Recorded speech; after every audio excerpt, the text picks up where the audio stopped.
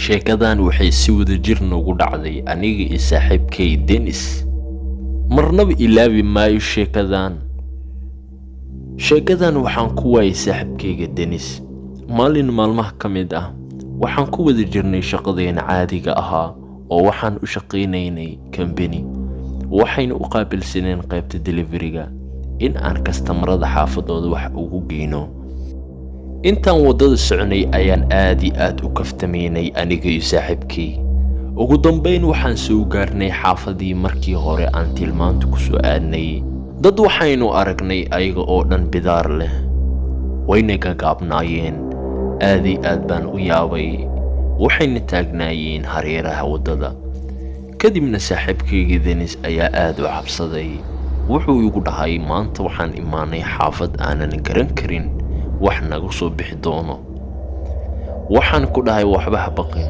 kadibna sidaan u soconay waxaan gaarnay isla gurigii alaabta la geynayay. guriga dhammaantiisa wuxuu ahaa mid jajabsan. saaxiibkayga Dennisna wuxuu dhahay anigu waan gargaraacayaa, bal adigana u dhiib alaabta. kadibna waxaa naga soo baxay nin asagana sidii oo kale ah. ninkan wuxuu u muuqday nin waayeel ah oo bidaar ayuuna lahaa asagana. wow, hadda timaadeen soo maa? maanto idil ayaan idin sugaya. idinkan hadda ayaa iska socotaan, waxba geesaha fiirfiirinin. guriga waa sax, waa aniga qofka alaabta loo waday. laakiin maadaama aad soo daadeen wax lacag ay idin siinaayo ma lahan. sababtan waxay tahay waa soo daadeen, anigana waqti dheer ayaan idin sugayay. adigaan kula hadlayaa, indho waaweyn, isii alaabteyda. waxba indhaha taagtaagin, isii alaabta anigaa lehe. aniga iyo saaxiibkayga Dennis aad iyo aad baan u yaabnay. kadibna Dennis alaabta ayuu duqay u dhiibay. alaabta ninka waa uu ku sii tuuray. Dennis ayaa ku dhahay adeer, maxaa qalad oo aan kaa galnay inoo sheeg. kadibna wuxuu dhahay kaali waan ku raalgelinaya. kadibna ugu dambayntii cirbad ayuu qoorta ka geliyey.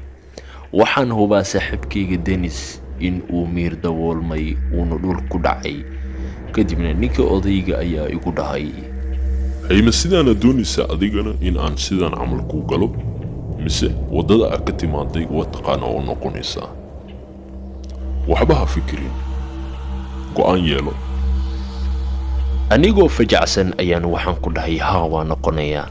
sababtan waxay ahayd wax aan sameeyo waan garan waayey oo xaafadaas oo idil dadkaas ayaa joogay. saaxiibkayga Dennis sidaas ayaan ku waayey. weliba waxaan soo noqday anigoo aad iyo aad u murugsan.